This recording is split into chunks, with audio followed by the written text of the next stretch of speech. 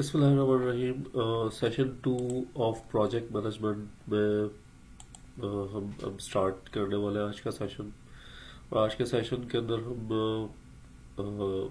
PMI ACP के जो agile की आउटलाइन है उसके अंदर क्वाइट अ फ्यू थिंग्स को हम देखेंगे। और हम स्टार्ट करते हैं विथ आउटलाइन के आउटलाइन हम आज क्या कवर करने वाले हैं, and from that outline we go further session के अंदर हम फर्दर जाएंगे।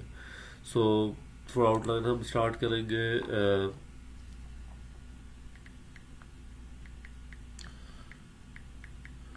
मैं चेक कर रहा हूँ कि आवाज़ सही जा रही नहीं जा रही।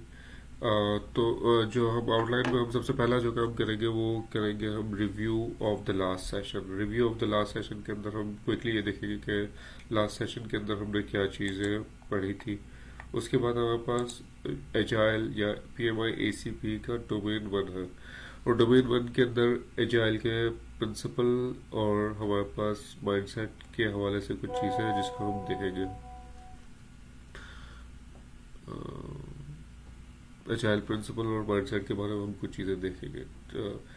एक्चुअली जब हम जब फर्स्ट ऑफ ऑल हम ये देखेंगे कि डोमेन 1 के अंदर कवर्ड क्या क्या चीज़ें हैं, और उसके बाद we come to agile principle और माइंडसेट हमारे पास क्या क्या है। और इसी के अंदर हमारे पास सबसे पहला जो टॉपिक होगा वो होगा एजाइल वैल्यूज़ एंड प्रिंसिपल्स का।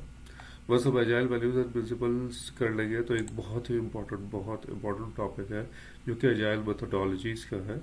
और एजाइल मेथोडोलॉजीज के अंदर हमारे पास जो इस सेशन के अंदर हम देखेंगे, एक ब्रीफ लुक करेंगे कि एजाइल मेथोडोलॉजीज क्या होती है। लाइक मेथोडोलॉजीज की जब हम बात करते हैं तो इसका मतलब ये होता है कि हम इम्प्लीमेंट किस तरह से कर रहे होंगे अपने एजाइल को इसके अंदर। और एज फार एज अगर हम ये देखें कि जब हम इम्प्लीमेंटेशन की बात करते हैं तो फर्स्ट फेज में वो सारे इम्प्लीमेंटेशन के मेथड्स देखेंगे, और उसके बाद के फेज में we will be able to go deep into the thing कि किस तरह से कौन सी मेथोडोलॉजी काम करती है। लेकिन आज के सेशन के अंदर हम वी आर गोइंग टू सी कि किस तरह से ये चीज़ हमारे पास आती है।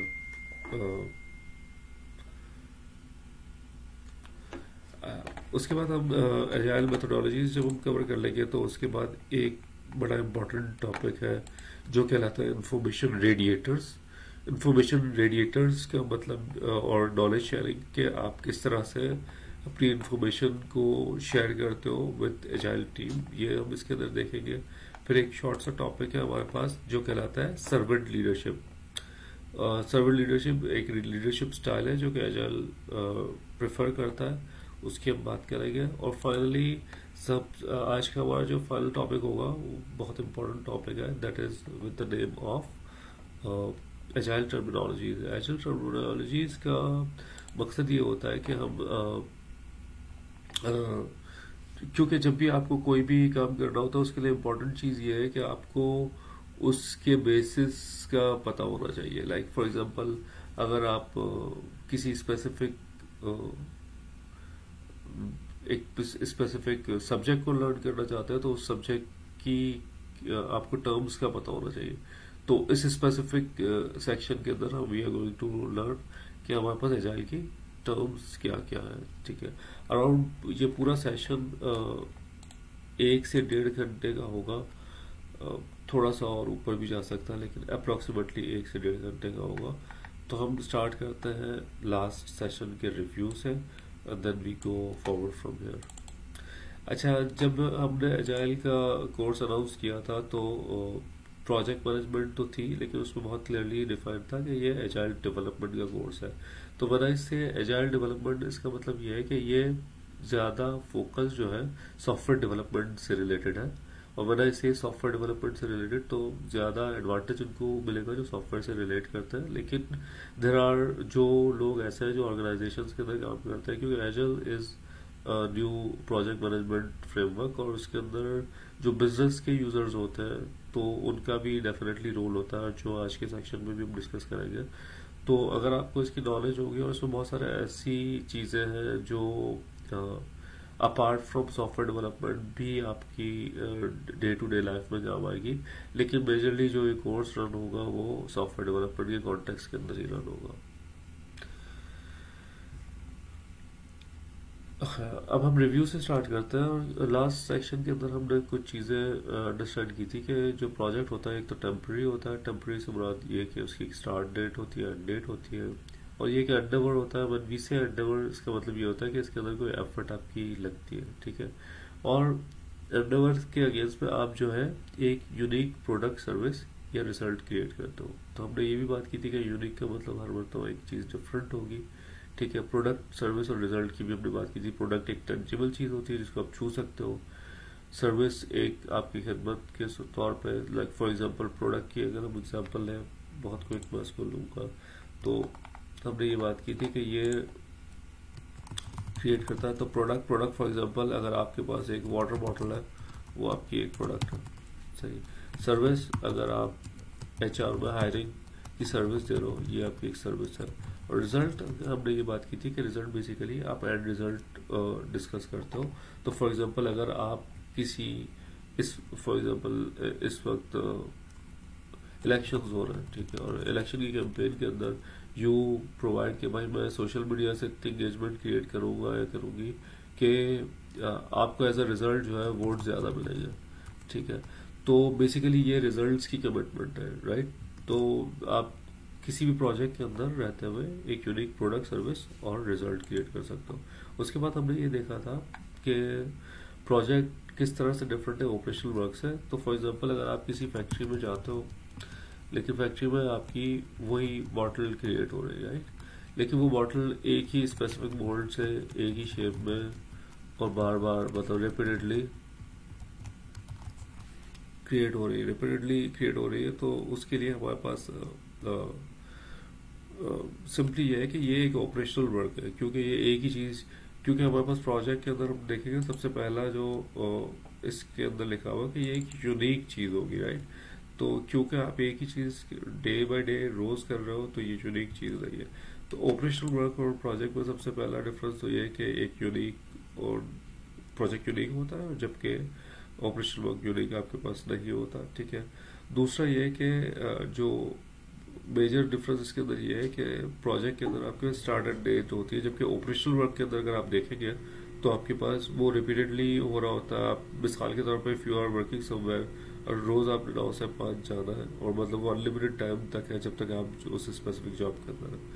फिर हमने ये देखा था कि प्रोजेक्ट मैनेजमेंट एक ऐसी चीज़ है, एजाइल भी एक प्रोजेक्ट मैनेजमेंट का प्रिंसिपल है। प्रोजेक्ट मैनेजमेंट एक ऐसी चीज़ है जिसमें आप जो है अपने प्रोजेक्ट को कंप्लीट करने के लिए, और प्रोजेक्ट को कंप्लीट करने के लिए हमने 3 चीज़ें लिखी थी। एक ट्रिपल कंस्ट्रेंट की बात की थी बहुत क्विकली। ट्रिपल कंस्ट्रेंट हमारे पास कॉस्ट, स्कोप और टाइम का कंस्ट्रेंट था। तो हमने ये बात की थी कि आप जो प्रोजेक्ट कंप्लीट करोगे तो वो कॉस्ट, विद इन कॉस्ट और स्कोप को पूरा करते हुए विद इन टाइमलाइन कंप्लीट करेंगे। तो फॉर एग्जांपल अगर आपने एक प्रोजेक्ट को कंप्लीट तो कर लिया, लेकिन उस प्रोजेक्ट की एक्चुअल कीमत थी दैट इज फॉर एग्जांपल $1,000, ठीक है, $100,000, और आपने जब कंप्लीशन किया तो $1,25,000 उसमें लग गया। तो कॉस्ट वाइज आप जो है 25,000 के लॉस में आ गए। तो आपका इसका मतलब ये हुआ कि ये कॉस्ट वाइज प्रोजेक्ट मैनेजमेंट आपकी ठीक नहीं हुई। तो आपको यू हैव टू अंडरस्टैंड कि आपको ये तमाम की तमाम चीजें किस तरह से करनी होगी। अच्छा, यहाँ पर मेरे पास एक क्वेरी आई है कि क्या ऐसा पॉसिबल है कि हम किसी एक स्पेसिफिक प्रोजेक्ट के अंदर प्रोडक्ट, सर्विस और रिजल्ट क्रिएट करें। तो ये इसका आंसर वैसे है like can we create product, service and result in one project. तो ये प्रैक्टिकली तो पॉसिबल है। लाइक मतलब देखिए, प्रोजेक्ट का बेसिकली एक स्कोप होता है, ठीक है ना। नॉर्मली उसके अंदर एक प्रोडक्ट या सर्विस। तो फॉर एग्जांपल अगर आप एक काम करते हैं कि आप बोलते हैं कि मैं रिजल्ट ऐसा प्रोड्यूस करूंगा। फॉर एग्जांपल आजकल आप लोगों ने देखा होगा कि हमारे पास एक सैनिटाइजिंग डोर्स ऐसा कुछ नाम है, आजकल बहुत मशहूर है, फैक्ट्रीज के अंदर चलता है। आप फैक्ट्री को बोलते हो, अब फैक्ट्री के अंदर सबसे बड़ा मसला ये होता है इन एंड आउट का, ठीक है। अगर इन आउट, और काफी फैक्ट्रीज ऐसी है जिसमें 1 घंटे तक भी इन आउट लग जाता है। तो अगर आपके पास सैनिटाइजिंग डोर्स लग जाए तो उससे फिर ये प्रॉब्लम हो सकता है कि आपका जो 1 घंटे का इन आउट था वो 2 आवर्स में फॉर एग्जांपल चला गया। तो आप कोई ऐसा प्रोजेक्ट ले सकते हो जिसमें आप एक रिजल्ट कमिट करो कि भाई आपकी जो इन एंड आउट है वो होगी एक ही घंटे के अंदर, ठीक है, ये आपका रिजल्ट है, ठीक है ना। और उसके लिए आप जो है, दिस इज रिजल्ट, और उसके लिए आप एक डोर क्रिएट करो, ठीक है ना। ये आपकी प्रोडक्ट बन गई जो कि आप वहां पर इंस्टॉल भी करोगे, ठीक है। और उसके अंदर आप ये भी कर सकते हो कि इसके साथ ही साथ आप एक सर्विस प्रोवाइड करो। सर्विस क्या होगी, आपने बोला कि मैं 1 मंथ तक आपको इसको चला के दिखाऊंगा, 1 मंथ किस तरह से ये रन होगा चला के दिखाऊंगा। तो एक्चुअली पॉसिबल है कि आप जो है प्रोडक्ट, सर्विस और रिजल्ट एक साथ किसी एक प्रोजेक्ट में कर लो। तो हमने यहाँ पर देखा रिजल्ट ये था, प्रोडक्ट ये थी, और सर्विस आपने चला के देख लिया। थैंक यू, अच्छा सवाल था बात। और उसके बाद हमारे पास जो है हमने ये बात की कि प्रोजेक्ट मैनेजमेंट जो है ऑर्गेनाइज करना होता है, ठीक है, और मैनेज करना होता है रिसोर्सेज को। रिसोर्सेज के अंदर हमने बहुत क्विकली ये बात की थी, हमारे पास ह्यूमन रिसोर्सेज होते हैं और नॉन ह्यूमन रिसोर्सेज होते हैं। अच्छा, तो फॉर एग्जांपल ह्यूमन और नॉन ह्यूमन को बहुत क्विकली डिस्कस करते हैं। ह्यूमन रिसोर्सेज एक डेवलपर एक ह्यूमन रिसोर्स है, ठीक है, और एक एचआर मैनेजर एक ह्यूमन रिसोर्स है। नॉन ह्यूमन में क्या हो सकता है कि आपके पास फॉर एग्जांपल ड्राइवर एक ह्यूमन रिसोर्स है। तो अगर आपको एक प्रोजेक्ट है जिसमें आपको प्रोडक्ट की डिलीवरी भी उसका पार्ट है, तो जो आपका व्हीकल है वो आपका नॉन ह्यूमन रिसोर्स हो जाएगा, ठीक है। ड्राइवर तो आपका ह्यूमन रिसोर्स है, जबकि व्हीकल आपका नॉन ह्यूमन रिसोर्स है। सिमिलरली कंप्यूटर इस केस में आपका नॉन ह्यूमन रिसोर्स हो जाएगा। सिमिलरली अटेंडेंस मशीन जो है इस केस में आपकी नॉन ह्यूमन रिसोर्स हो जाएगी। तो ह्यूमन रिसोर्सेज लाइक जो आपने यहाँ पर देखा, और नॉन ह्यूमन। तो हैविंग सेड दैट हम एक स्टेप आगे बढ़ते हैं, ठीक है। हमने ये बात की थी कि प्रोजेक्ट के प्रोसेसेस होते हैं जिसके अंदर आपका इनिशिएशन होता है, प्लानिंग होता है, एग्जीक्यूशन होता है, और फिर मॉनिटरिंग एंड कंट्रोल होता है, फिर फाइनली आप क्लोज करते हो। तो हमने इसके अंदर ये बहुत क्लियरली डिस्कस किया था कि इनिशिएशन में आपके पास शुरू में आप देखोगे प्रोजेक्ट के स्टार्ट में ज्यादा टाइम लगता है, फिर आपके पास प्लानिंग का प्रोसेस आपके पास एंड से थोड़ा पहले तक चलता रहता है। एग्जीक्यूशन जैसे इनिशिएशन और प्लानिंग थोड़ी सी हो जाती है तो उसके बाद एग्जीक्यूशन चलता है, और एग्जीक्यूशन चलता है एंड तक है। कंट्रोल और मॉनिटरिंग का एक ऐसा प्रोसेस होता है जो कि क्यूए हर एक में चलता है और आखिर में क्लोजिंग चलता है। दिस इज आपका ये कहलाता है वाटरफॉल या कन्वेंशनल प्रोजेक्ट मैनेजमेंट, ठीक है। वाटरफॉल के अंदर आप जो है नॉर्मली क्या करते हो कि ये सारी की सारी चीजें इस तरह से एग्जीक्यूट करते हो, जो कि प्रोसेस एक प्रोसेस से दूसरे, दूसरे से तीसरे, इस तरह से ये चलता है, ठीक है। तो हम एक स्टेप फर्दर बढ़ते हैं। हमने ये बात की थी एजाइल भी एक सॉफ्टवेयर डेवलपमेंट का एक फ्रेमवर्क है, और एजाइल वैसे सॉफ्टवेयर नॉन सॉफ्टवेयर डेवलपमेंट में भी यूज होता है, लेकिन ये स्पेसिफिक कोर्स में हम फोकस ज्यादातर या टर्म ज्यादातर वो यूज कर रहे होंगे। तो ये हमने इसके अंदर बात की थी कि ये agile is an iterative incremental approach to project development which performs high collaborative manner, self organising team with just enough ceremony that produce high quality software in a cost effective and timely manner, which meets the challenges of and needs of its stakeholder. तो हमने बहुत simple सी बात की थी, इसमें कुछ words extract कर लिए थे। सबसे पहली चीज तो आइटरेटिव, आइटरेटिव का मतलब ये रिपीटेटिव होगा। इंक्रीमेंटल का मतलब ये जब भी आप नया इसका इंक्रीमेंट दोगे तो उसमें आपके पास एक स्पेसिफिक, जैसे पिछला आपने इंक्रीमेंट दिया था, आपने 3 फंक्शनलिटीज दी थी। फॉर एग्जाम्पल आपके पास इंक्रीमेंटल की बात करते हैं, हमारे पास रिलीज 1 आया, रिलीज 1 में हमारे पास 3 फंक्शंस थे। उसके बाद जैसे आपने रिलीज 2 दिया तो उसके अंदर आपने जो है 5 फंक्शंस कर दिया। इसका मतलब ये हुआ कि आपने जो है 2 फंक्शंस एडिशनल फंक्शंस दे दिए। तो ये क्या है, इंक्रीमेंटल चीज है कि एक के बाद एक आप जब देते जा रहे हो तो ये आपकी प्रोडक्ट के अंदर इंक्रीज भी कर रहा है। फिर हमने एक टर्म को डिस्कस किया था, इसको हम और आज ज्यादा डिस्कस करेंगे, टाइम बॉक्स। टाइम बॉक्स का मतलब सिंपली ये होता है, फॉर एग्जांपल अगर ये जो सेशन में दे रहा हूँ और इसके लिए मैंने 20 मिनट्स रखे हुए हैं कि मैं इंट्रोडक्शन और पिछले सेशन को रिव्यू करूंगा, अगर ये टाइम बॉक्स होगी तो बहुत जबरदस्त चीज ये होगी कि मैं हमेशा मॉनिटर करता रहूंगा क्लॉक को, और मैं इंट्रो और लास्ट सेशन को कवर करूंगा ही 20 मिनट्स के अंदर, क्योंकि ये टाइम बॉक्स है। लेकिन फॉर एग्जांपल अगर मैंने अपनी प्रेजेंटेशन को सही तरह से टाइमिंग नहीं की हुई तो मैं इसको आगे भी ले जा सकता हूँ। Time box is a method in agile जिसको हम यूज करते हुए अपनी इफेक्टिवनेस को बढ़ा सकते हैं। फिर बिजनेस फोकस से मुराद ये है कि ये वैल्यू डिलीवरी पे काम करता है और जो आपके कस्टमर की नीड होती है उस पे मेन फोकस इसका होता है। डिलीवरी फोकस से मुराद ये है कि जैसे ही कोई चीज़ बिल्ड होती है तो हम कोशिश ये करते हैं क्लाइंट को वो फौरी से प्रोवाइड करते हैं। आज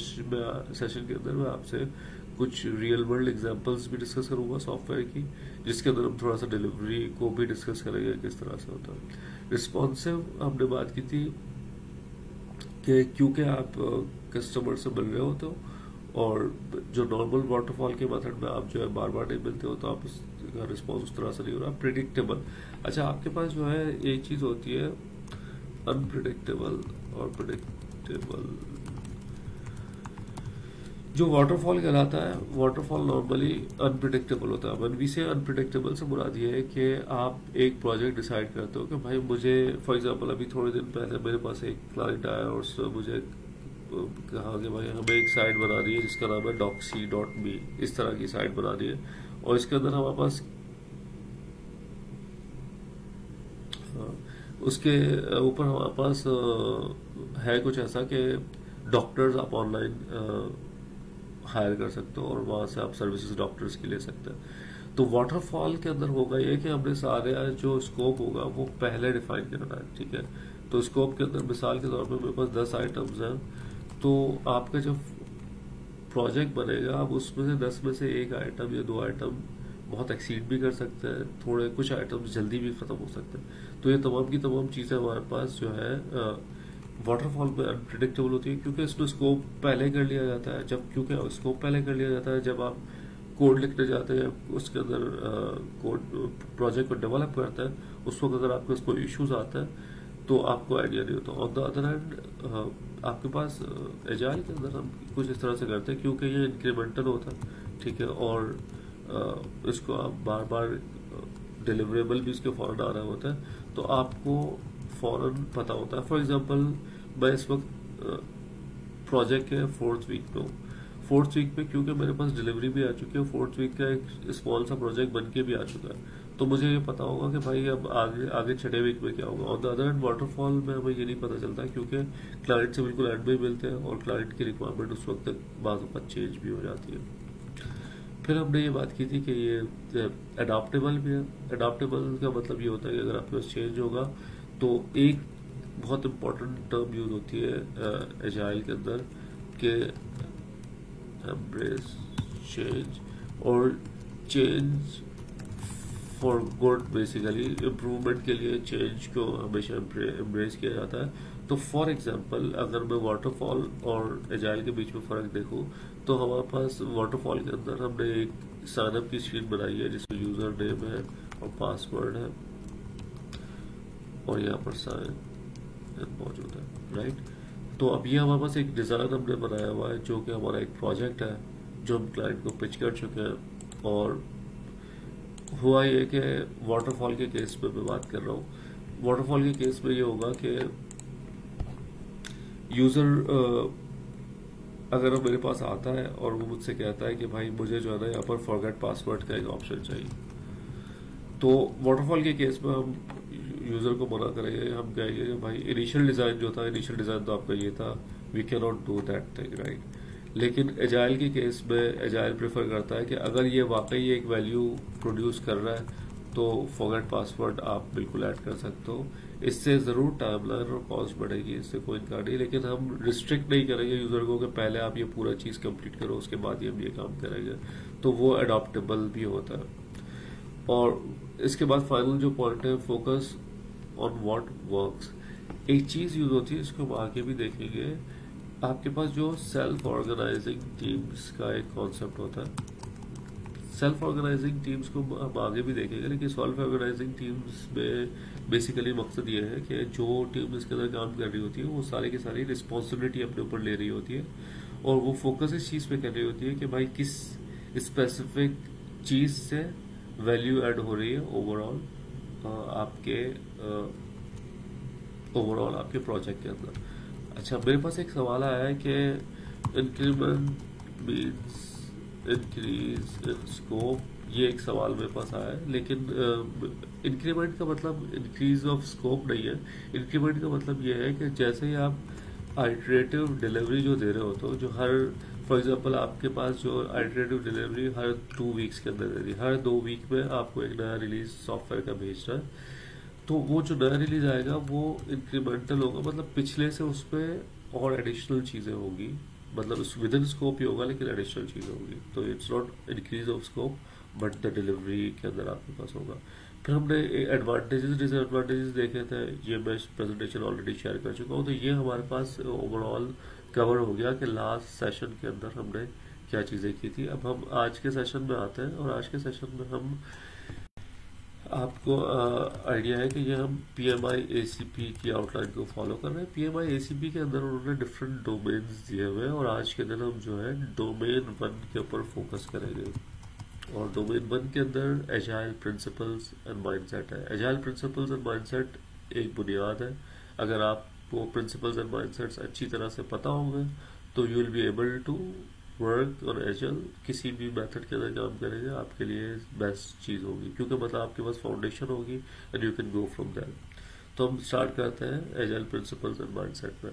आपका जो एजाइल प्रिंसिपल एंड माइंडसेट है जिसके अंदर डोमेन 1 है, ये कहता यह है कि explore, embrace and apply agile principles and mindsets within the context of project team and organization।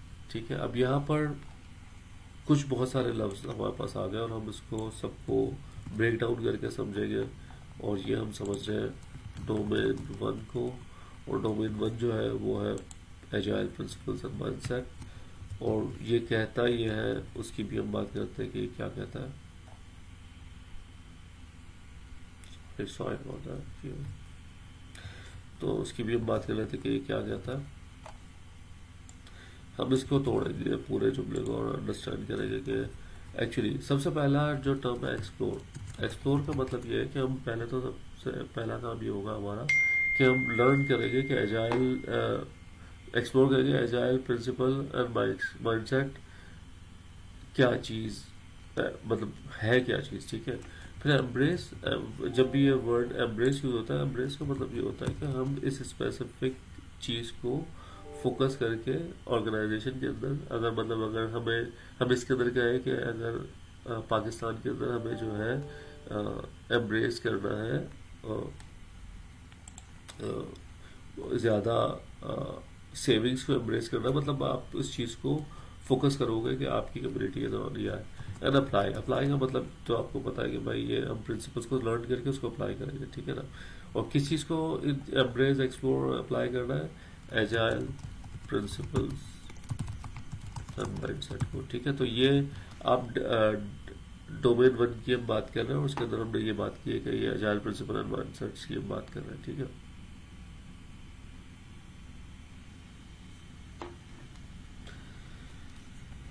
उसके बाद हमारे पास जो है जो हमने ये बात की, एक फाइनल बात हमने ये की कि ये हमें जो एक्सप्लोर एम्ब्रेस और अप्लाई करना है वो किस जगह करना है, प्रोजेक्ट टीम एंड ऑर्गेनाइजेशन। अब इसमें बहुत इंपॉर्टेंट चीज़ ये है कि जब हम एजाइल के अंदर जाते हैं तो एजाइल के अंदर ये ज़रूरी है कि आपकी प्रोजेक्ट की टीम जो आपके प्रोजेक्ट पे काम कर रही है वो एजाइल से उनको सारी इन्फॉर्मेशन और वो वर्क अकॉर्डिंगली कर रही हो, साथ ही साथ जिस ऑर्गेनाइजेशन के लिए आप काम कर रहे हो वो भी आपकी जो है इसके अंदर ही काम कर रही हो। मेरे पास 2 क्वेरीज है, मैं भी इनको एंटरटेन करूँगा थोड़ी देर में। ठीक है, हम तो स्टेप आगे बढ़ते हैं। तो ये जो डोमेन 1 है वो 16% ऑफ टेस्ट है और तकरीबन 19 सवाल आते हैं 120 में से। अच्छा, एजाइल प्रिंसिपल माइंडसेट के अंदर 9 टास्क है। जब हम टास्क की बात करते हैं, हर डोमेन के अंदर आपके पास डिफरेंट टास्क अवेलेबल होते हैं जो आपको परफॉर्म करने होते हैं। ठीक है, मैं आपको इन 9 टास्क के बारे में बता देता हूँ और उसके बाद हम जो है स्टेप अहेड बढ़ेंगे अपनी ट्रेनिंग पर। तो सबसे पहली चीज़ ये है कि जो एज अ एजाइल लीडर आपको क्या करना है, एडवोकेट एजाइल प्रिंसिपल्स। ठीक है, आपको सबसे पहले तो ये करना है कि एजाइल के प्रिंसिपल्स को प्रमोट करना है या एडवोकेट करना है। ठीक है, और करेंगे हम किस तरह से, modelling those principles and discussing agile values. Right, हम पहले तो एडवोकेट करेंगे और वो किस तरह से करेंगे कि हम उसको मॉडल करके उसकी वैल्यूज के बारे में बात कर रहे होंगे हर एक के साथ। ठीक है ना, अब शेयर्ड माइंडसेट ये मतलब एजाइल उस वक्त तक काम मतलब सक्सेसफुल नहीं हो सकता जब तक आपकी ऑर्गेनाइजेशन और जो प्रोजेक्ट की टीम है वो उन दोनों उसको अडॉप्ट ना करे फुल्ली तौर पर।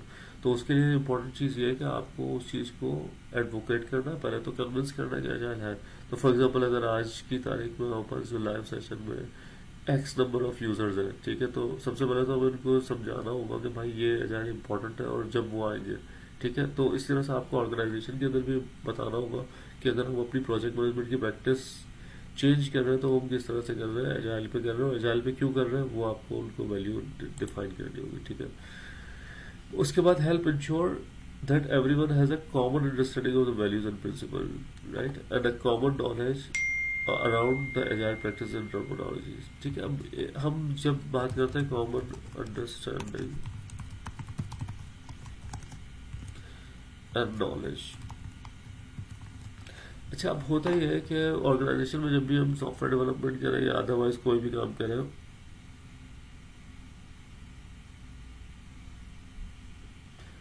तो बेसिकली जब अगर हम अंडरस्टैंडिंग और नॉलेज की बात करते हैं, कॉमन अंडरस्टैंडिंग और नॉलेज की बात करते हैं, अच्छा आप लोगों ने कभी अपनी ऑर्गेनाइजेशन में ये टर्म सुनी है कि अक्सर होता है कि तकरीबन आप जब किसी से पूछते हैं कि वर्क इज डन या काम हो गया, तो वो कहते हैं तकरीबन हो गया, या वो कहते हैं बस होने वाला है, सही। तो मतलब ये कुछ ऐसी टर्म्स है कि जो बहुत ही वेग टर्म्स है, और मतलब इसका आप कोई कॉन्क्रीट नहीं है, ठीक है, तकरीबन हो गया, बस होने वाला है, ये सारी चीज़ें जनरलाइज है। Agile on the other hand ये कहता है कि जो भी आपकी अंडरस्टैंडिंग है, ठीक है, जो भी आपकी अवेयरनेस है वो कॉमन होनी चाहिए। तो फॉर एग्जांपल आगे जाके हम एक चीज़ पढ़ेंगे जिसको हम कहते हैं डेफिनेशन ऑफ डन। अच्छा, डेफिनेशन ऑफ डन क्या होता है कि अगर आप जैसे किसी काम को कहेंगे कि ये काम हो गया, तो उस हो गए का मतलब क्या, ठीक है, और हम आगे देखेंगे क्या क्या पार्ट उसके अंदर होते हैं। तो एजाइल की मतलब थ्रू आउट द ऑर्गेनाइजेशन जब हम कहें कि ये काम हो गया है, या डेफिनेशन ऑफ डन क्या होगी, वो सबके लिए एक चीज़ कॉमन हो। तो हमने जो टास्क 2 क्या है कि हमारे पास हर एक के पास कॉमन अंडरस्टैंडिंग हो और कॉमन नॉलेज हो, ठीक है, एजाइल के प्रिंसिपल्स और उसकी टर्मिनोलॉजीज के हवाले से, ठीक है। उसके बाद हमारे पास क्योंकि एजाइल एक डिफरेंट माइंड सेट है, अगर आपकी ऑर्गेनाइजेशन बेसिक प्रोजेक्ट मैनेजमेंट पे काम कर रही है और अगर आप इसको एजाइल पे कन्वर्ट करना चाह रहे हो, तो आपकी ऑर्गेनाइजेशन को सपोर्ट करना होगा, किस चीज़ को सपोर्ट करना होगा, चेंज, ठीक है। और उस चेंज को सपोर्ट करने के लिए आपको सबसे पहले तो बताना होगा इसकी वैल्यू क्या है। जब ऑर्गेनाइजेशन आपकी इस स्पेसिफिक चीज़ की वैल्यू समझेगी तो वो ऑटोमेटिकली इसको हेल्प करेगी चेंज के सपोर्ट के लिए।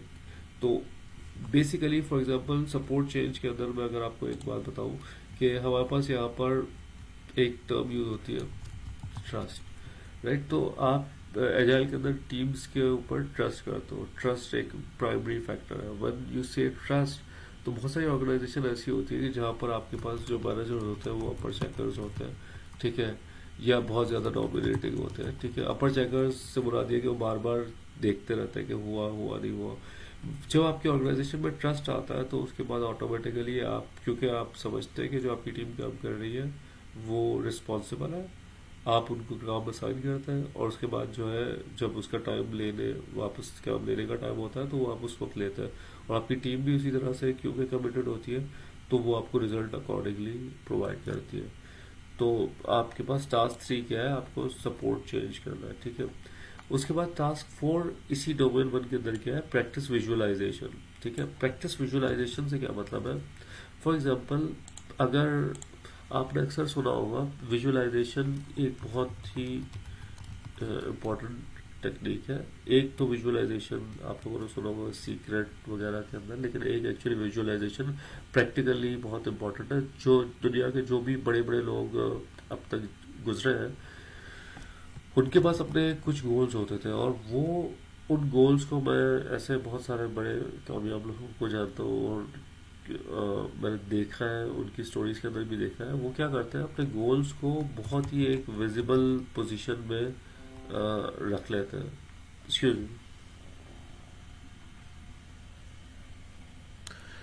तो अपने जो उनके गोल्स होते हैं वो उसको बहुत ही विजिबल पोजीशन पे रखते हैं। जब हम कहते हैं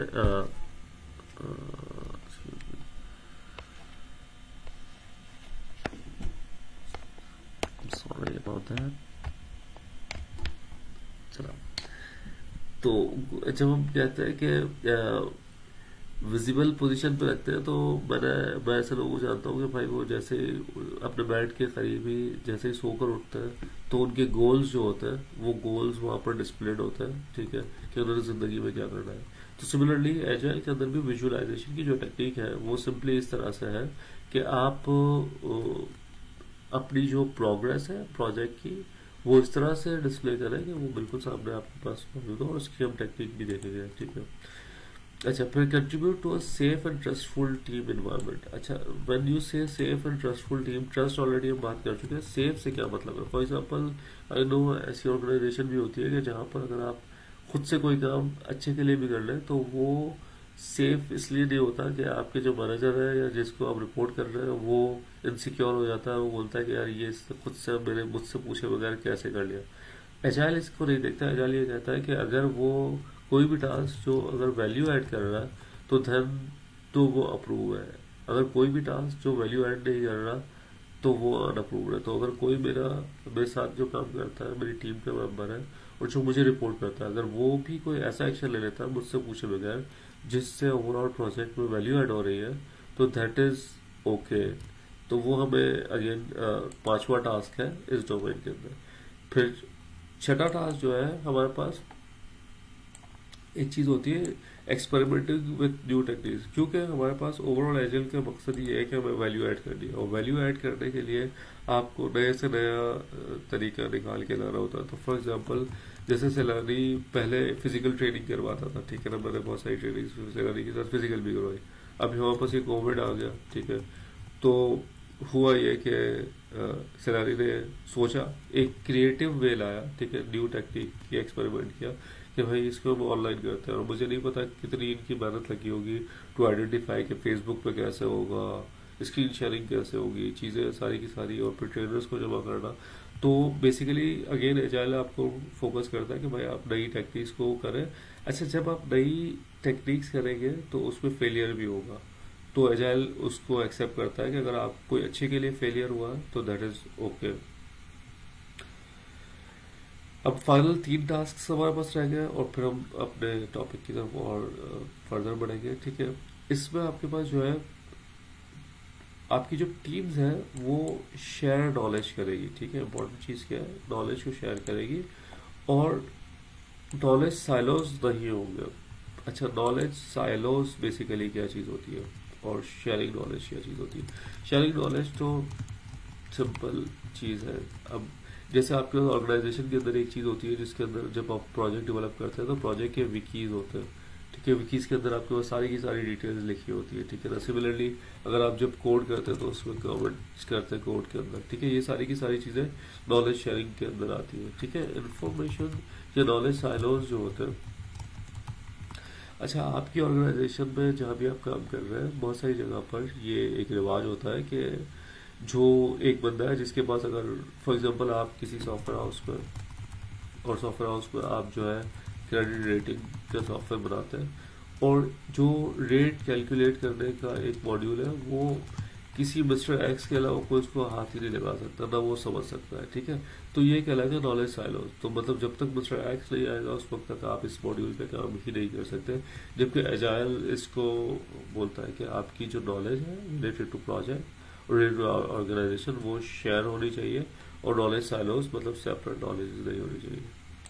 उसके बाद हमारे पास जो है इमर्जेंट लीडरशिप को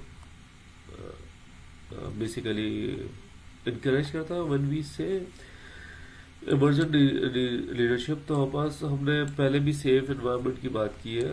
मैं थोड़ा सा आपको ये बताता हूँ कि क्या चीज की हम बात कर रहे हैं, ठीक है। बेसिकली जब हम बात करते हैं लीडरशिप की, तो एक आपके पास ऑर्गेनाइजेशन होती है जिसमें टॉप डाउन अप्रोच होती है। टॉप डाउन अप्रोच से मुराद ये है कि आपके पास सबसे ऊपर आपका हेड होता है और हेड के अंदर आपके पास उसका रिपोर्टिंग का बंदा होता है, उसके बाद उसका रिपोर्टिंग का बंदा होता है, और इस तरह से ऑर्गेनाइजेशन चलती है, जब तक हेड कुछ नहीं करेगा तब तक नीचे डाउन द रोड कुछ भी नहीं हो सकता। जबकि एजाइल के अंदर होता ही है कि वो ये कहता है कि जो लीडर, जो भी आपकी टीम को लीड कर रहा है, ठीक है, वो है एक तरह से फैसिलिटेटर। ठीक है, फैसिलिटेटर से मुराद ये है कि जो भी हर्डल्स आ रहे हैं या हिकअप्स आ रहे हैं आपकी टीम को, वो हिकअप्स को रिमूव करने के लिए आपके ऑर्गेनाइजेशन में होता है, और वो जो है टीम को सेल्फ ऑर्गेनाइज, मतलब वो जो लीड कर रहा होता है वो सेल्फ ऑर्गेनाइजिंग टीम को। तो फॉर एग्जांपल हमारे पास ऐसी टीम्स भी अवेलेबल मौजूद होती है कि like for example I have seen people organisations के अंदर कि जिनके माउस वर्क नहीं कर रहा होता और मतलब वेस्ट कर देते हैं, waste due to mouse not working. तो जब हम आप दूसरे दिन जाते हैं सवाल करते हैं क्यों भाई काम नहीं हुआ, उससे बोला मेरा तो माउस ही नहीं चल रहा था। तो सेल्फ ऑर्गेनाइजिंग टीम ऐसा नहीं करती। सेल्फ ऑर्गेनाइजिंग टीम ये करती है कि भाई वो उसके जो यूएसबी कनेक्टर उसको लगा कर चेक कर लेती है। वो इसका वेट नहीं करती कि भाई उनका हार्डवेयर वाला बंदा आएगा और तो ही काम होगा, और अदरवाइज। और इसका लीडर भी उसको इनकरेज करता है कि काम को हम ज़्यादा से ज़्यादा आगे बढ़ाएं। फिर हमारे पास जो है अच्छा, मेरे पास कुछ क्वेरीज हैं और उन क्वेरीज को मैं पहले एड्रेस करता हूँ, और फिर फाइनल, ये हमारा फाइनल टास्क है जिसकी हम बात करेंगे। लेकिन पहले हम 2 से 3 सवालात हैं उसको हम बात कर लें। देखिए हमारे पास एक चीज़ जिसको हम कहते हैं प्रोजेक्ट्स को और प्रोडक्ट्स को। ठीक है, अच्छा, आप जब काम कर रहे हो तो आपके पास जो है जब भी आप कोई स्पेसिफिक प्रोडक्ट बनाते हैं, एक हम टर्म यूज करेंगे जिसको हम कहते हैं प्रोडक्ट रोड मैप। सही है। अच्छा, प्रोजेक्ट बेसिकली ये हो सकता है, आप लोगों को पता होगा कि भाई दुनिया के अंदर डिफरेंट, फॉर एग्जांपल आप बहुत सिंपल सी मिसाल लेता हूँ। हमारे पास बचपन में जो मैंने जब ऑफिस पे काम करना स्टार्ट किया था, ऑफिस 3.1 आता था उस वक्त। फिर उसके बाद ऑफिस 95 आया, फिर ऑफिस 97 आया, माइक्रोसॉफ्ट ऑफिस की मैं बात कर रहा हूँ। फिर ऑफिस 2000 आया था, यस। फिर ऑफिस एक्सपी आया था। ठीक है, और उसके बाद आपके पास आगे वर्जन आते रहेंगे, और अभी आपके पास जो चल रहा है वो ऑफिस 365 या ऑफिस ऑनलाइन चल रहा है। तो बेसिकली आप देखेंगे ये सारे के सारे, मतलब ये एक पूरी प्रोडक्ट है, और जिसका अब जैसे 3.1 से एक्सपी तक जब पहुंचे तो ये प्रोडक्ट का रोड मैप था कि अभी ये करना है।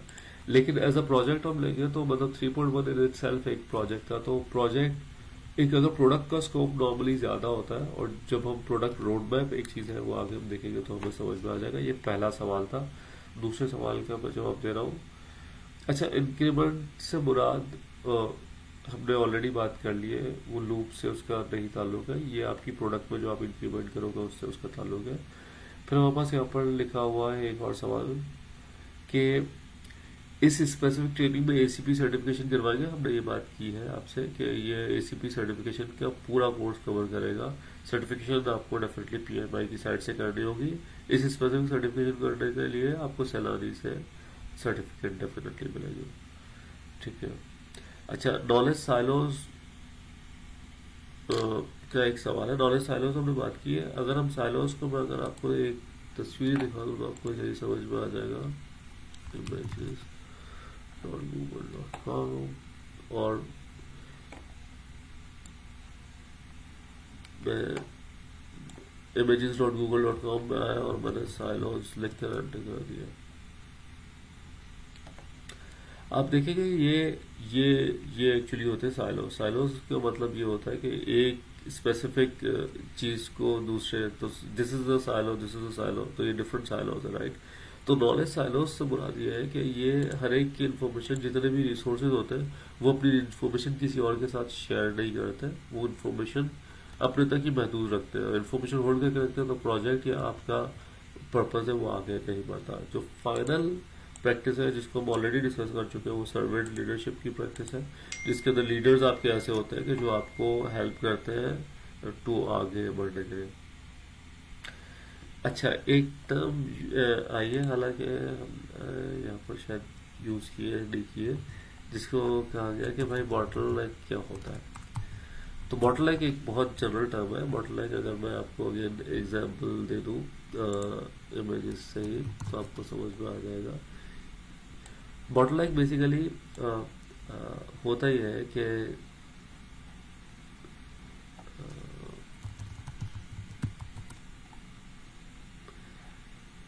तो बेसिकली होता ही है कि आप जब भी कोई काम करते हो तो उसके अंदर कुछ चीज़ें तो आपकी बहुत ज़्यादा फास्ट होती है, ठीक है, कुछ चीज़ें स्लो होती है। अभी मैं आपसे एक चीज़ तो this is kind of a bottleneck. Bottleneck के अंदर अगर आप देखोगे आपके पास एक जगह से तो बहुत तेज़ी से फ्लो आ रहा है, लेकिन किसी एक जगह पर आपके पास इस फ्लो की कमी हो गई, ठीक है, this is actually called bottleneck. तो फॉर एग्जांपल अगर आप कभी किसी इंटरमीडिएट, फॉर एग्जांपल इंटरमीडिएट के जो आपके सर्टिफिकेट के ऑफिस में गए हो,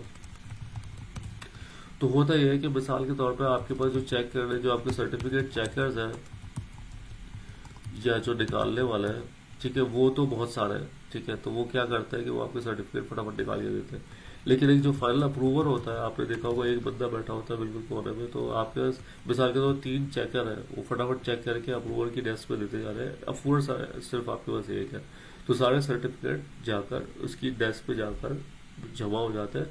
तो this is actually a bottleneck. तो इसी तरह से प्रोजेक्ट्स के अंदर भी हमारे पास बॉटलनेक्स होते हैं जिसको हमें दूर करना जरूरी होता है।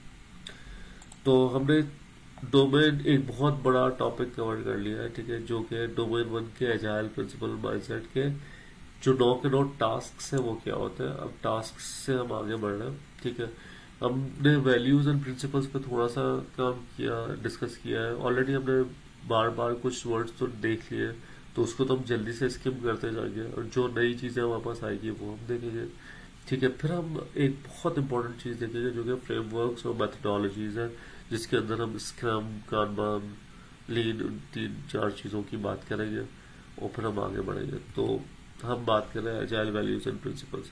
अच्छा, वैल्यूज हमने पिछली मरतबा भी डिस्कस की थी, लेकिन वैल्यूज को हम एक और मरतबा डिस्कस करेंगे। वैल्यूज का मतलब ये है कि जो उल्टे हाथ पे जो चीज़ है इसको एजाइल प्रेफर करता है ओवर राइट हैंड की चीज़ों पर, और हम जो है इस पर एक एक करके डिस्कस करेंगे। और एजाइल वैल्यूज या prefers individual interactions over process and tools. तो अब सबसे पहले इंडिविजुअल्स एंड इंटरेक्शंस की बात कर लें और प्रोसेस एंड टूल्स की बात कर लें, ठीक है। जब इंडिविजुअल इंटरेक्शन की हम बात करते हैं,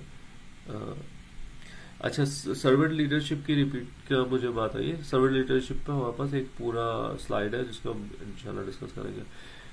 इंडिविजुअल इंटरेक्शंस क्या चीज़ है? इंडिविजुअल इंटरेक्शंस बेसिकली की जब हम बात करते हैं तो एजाइल के अंदर बहुत सारी चीज़ें हैं। लाइक आपने देखा होगा सेल्फ ऑर्गेनाइजिंग टीम, ये इंडिविजुअल्स पे डिपेंड करने वाली बात है, ठीक है। फिर एक और बात इसके अंदर एजाइल के अंदर अगर आप देखेंगे कि डेली मीटिंग का एक कॉन्सेप्ट है, ठीक है, ये इंटरेक्शन से रिलेटेड है, राइट। एक और चीज़ होती है जिसको हम आगे देखेंगे स्प्रिंट, ये भी इंटरेक्शन। तो एजाइल प्रेफर करता है कि भाई आपकी के जो इंडिविजुअल्स हैं, जो बंदे हैं, वो एक्चुअली रिजल्ट है, प्रोसेस टूल नहीं है। अच्छा, मैं बहुत सारे लोगों के साथ में जिंदगी में काम किया है, तो वो एक्चुअली ऐसे लोगों के साथ भी काम किया जो प्रेफर, वो जो ये समझते हैं, फॉर एग्जांपल एक बहुत मशहूर टूल है जीरा। तो ऐसा नहीं पॉसिबल है कि अगर आप जीरा अपनी प्रोजेक्ट मैनेजमेंट के लिए खरीद लेंगे तो आपकी प्रोजेक्ट मैनेजमेंट ठीक हो जाएगी, ठीक है। वो प्रोसेस और टूल है, उसको चलाएगा तो ह्यूमन ही, ठीक है, इंडिविजुअली चलाएगा। आपने जीरा खरीद भी लिया या माइक्रोसॉफ्ट प्रोजेक्ट आपने खरीद भी लिया, लेकिन अगर उसको जो चलाने वाला है वही सही नहीं करेगा, तो ऑलवेज जो एजाइल है वो प्रेफर करता है इंडिविजुअल इंटरेक्शन, प्रोसेस और टूल्स के बेस पर। तो मैं ऐसी हमारे यहाँ अभी एक रिसेंटली एक प्रोजेक्ट मैनेजर थी यहाँ टेलस टेक्सास के अंदर, वो कोई भी टूल नहीं यूज़ करती थी। एक टूल आपने यूज़ शायद सुना हो, one note, Microsoft one note. तो वो सारी की सारी अपनी प्रोजेक्ट मैनेजमेंट वन नोट के अंदर करती थी। जब भी बात होती थी वो सारी इंटरेक्शन उसके अंदर रखती थी। तो टूल इतना ज़्यादा इंपॉर्टेंट नहीं होता, इंपॉर्टेंट क्या चीज़ होती है कि आप अपनी चीज़ों का मैनेज किस तरह से करते हो, ठीक है। फिर उसके बाद prefers working software over comprehensive document, ठीक है। तो हम वर्किंग सॉफ्टवेयर,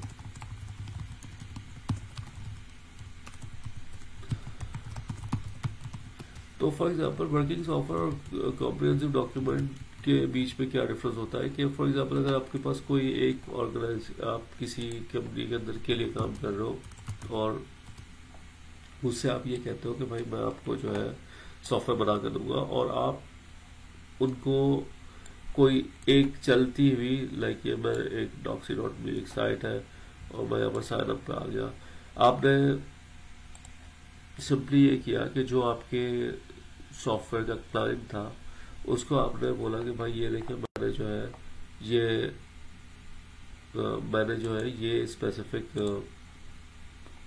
प्रोजेक्ट आपके लिए सॉफ्टवेयर बना दिया, ठीक है, this is a working software, ठीक है, वर्किंग सॉफ्टवेयर से बना दिया है कि जैसे मैं साइनअप की स्क्रीन पर आ रहा हूँ, आप देख रहे हो ये मुझसे सारी की सारी चीजें पूछ रहा है और उसकी बेसिस पर वो जो है एक साइनअप की स्क्रीन को कंप्लीट कर रहा है, ठीक है, this is called working software. तो वर्किंग सॉफ्टवेयर के अंदर आप लाइव सॉफ्टवेयर जो कि काम कर रहा हो तो वो आप बताते हो। इंस्टेंट अगर आपने एक बहुत बड़ी डॉक्यूमेंटेशन कर दी कि ये कर रहा है, ये कर रहा है, ये कर रहा है, लेकिन एक्चुअली अगर आपने चलता हुआ सॉफ्टवेयर नहीं दिखाया तो वो क्लाइंट के लिए कोई भी वैल्यू नहीं करता। तो जैसे अगर सॉफ्टवेयर डेवलपमेंट है उसको आप ज़्यादा प्रेफर करोगे बजाय इसके कि आप उसकी डॉक्यूमेंटेशन को प्रेफर करो। फिर आपके पास कस्टमर कोलैबोरेशन और कॉन्ट्रैक्ट नेगोशिएशन एक और चीज़ है।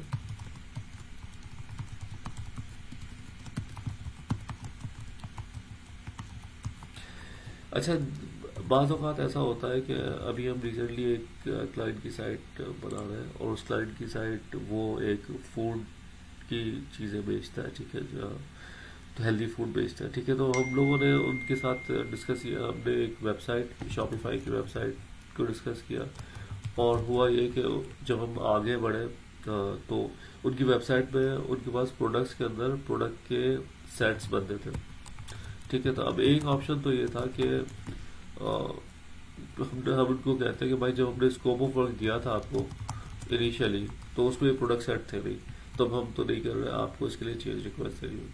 दूसरा ऑप्शन मतलब बजाय इसके कि इस नेगोशिएशन में इतना टाइम हम जाया करते हैं, दूसरा ऑप्शन ये था कि हमारे पास एक बहुत सिंपल सा ट्विक था जिससे हम प्रोडक्ट सेट बना सकते थे, ठीक है। तो instead of going into this thing हमें कस्टमर से कोलैबोरेट करके और उस चीज़ को बना देना। और अब जैसे अगर हम कस्टमर से उनकी बिलिंग की बात करेंगे तो वो डेफिनेटली हमें दे भी देगा क्योंकि उनके पास वो चलती हुई चीज़ मौजूद है, ठीक है। फिर रिस्पॉन्डिंग टू चेंज और फॉलोइंग अ प्लान, ठीक है।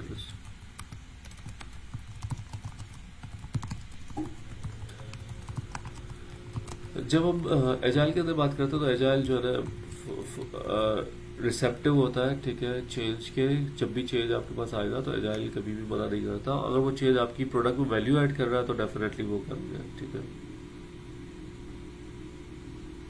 अच्छा, यहाँ पर मेरे पास दो सवाल है कि ये हम सारे के सारे टास्क को इम्प्लीमेंट कैसे करेंगे।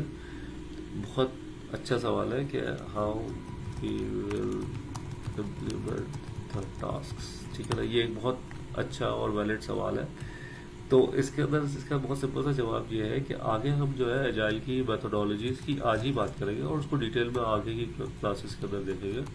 तो मेथोडोलॉजीज बेसिकली वो तरीका है जिसके थ्रू आप इन तमाम टास्क को या एजाइल को इम्प्लीमेंट करते हो। तो वी आर गोइंग टू सी कि वो किस तरह से हम करेंगे, ठीक है। इसके बाद हमारे पास एक और सवाल है कि स्प्रिंट को डिफाइन करें। स्प्रिंट को हम आज के सेशन में डिफाइन जरूर करेंगे और वो थोड़ी देर में वापस आ जाएगा, ठीक है। स्प्रिंट बेसिकली होता है ये कि एक बहुत क्विकली मैं आपको बताऊं तो एक टाइम ब्लॉक होता है। फॉर एग्जांपल 2 वीक्स का एक टाइम ब्लॉक होता है और उसमें हमारे पास कुछ डिलीवरेबल्स हमें देने होते हैं, मतलब कुछ सॉफ्टवेयर हमें डिलीवर करने होते हैं, तो वो एक्चुअली स्प्रिंट कहलाता है। फाइनल हमारे पास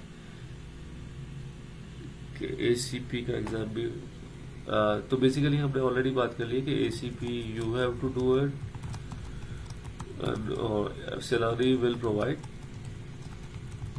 Agile certification, मतलब Celani की Agile certification मिलेगी और सारे लर्निंग तो आपको मिल रही है।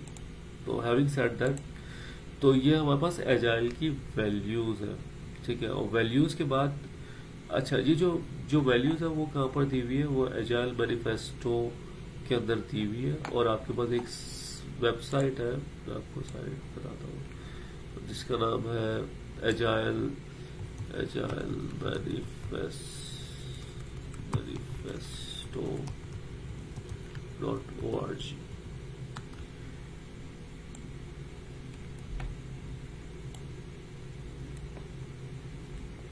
ये बेसिकली एजाइल मैनिफेस्टो की ये ओरिजिनल साइट है, एक्चुअल साइट, और इसके अंदर उन तमाम लोगों का नाम भी दिया हुआ है जिन्होंने मिलकर ये बनाया एजाइल मैनिफेस्टो, और उसके अंदर वो तमाम चीज़ें कवर भी है। तो एजाइल मैनिफेस्टो बेसिकली हमने लास्ट टाइम भी डिस्कस किया था कि ये एक्चुअली गाइडिंग प्रिंसिपल है, ठीक है ना। ये मेन चीज़ है जिसकी बेसिस पर हमें सारे के सारे फैसले लेने, जो भी डिसीजंस आप लोग हैं, that will be done using agile manifesto in mind. अच्छा, आपको ये जो तमाम की तमाम चीज़ें ये वर्ड बाय वर्ड पहले याद दो, लेकिन आपको जो कॉन्सेप्ट है वो आपको क्लियर होना ज़रूरी है। तो अगर जैसे कोई आपके पास ऑर्गेनाइजेशन के अंदर आती है कोई बात कि भाई क्या हम ये टूल खरीद ले, इससे मसला हल हो जाएंगे, तो टूल से कभी मसले हल नहीं होते, ज़्यादा मसले जो हल होते हैं इंडिविजुअल इंटरेक्शन। अच्छा, इसमें कहीं भी ये नहीं कहा गया कि ये सारी चीज़ें इंपॉर्टेंट नहीं है, लेकिन जो लेफ्ट साइड की चीज़ें हैं वो ज़्यादा इंपॉर्टेंट है बेस्ड ऑफ राइट साइड की चीज़ों में। ठीक है, हमारे पास एक क्वेश्चन आ गया, वो ऑल्दो टॉपिक नहीं है, लेकिन